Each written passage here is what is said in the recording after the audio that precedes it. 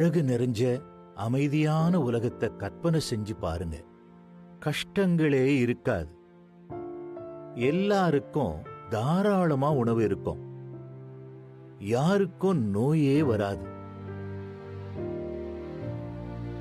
இந்த சந்தோஷமான வாழ்க்கை நம்ம எல்லாருக்கும் கிடைக்க போகுது.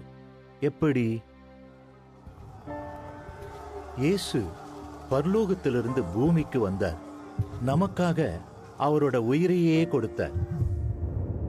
அதனாலதான் இந்த வாழ்க்கை நமக்கு கிடைக்க போகுது. இயேசு அவருடைய இறந்த நாளை நினைச்சு பார்க்க சொல்லி அவரோட மரணத்துக்கு முன்னாடியே சொன்னார்.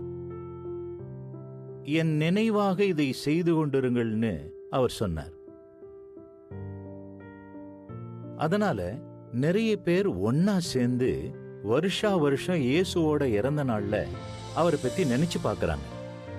உலகம் முழுக்க நடக்கிற இந்த நிகழ்ச்சிக்கு நீங்களும் குடும்பமா வரணும்னு யெகோவாவின் சாட்சிகள் ஆசைப்படுறாங்க.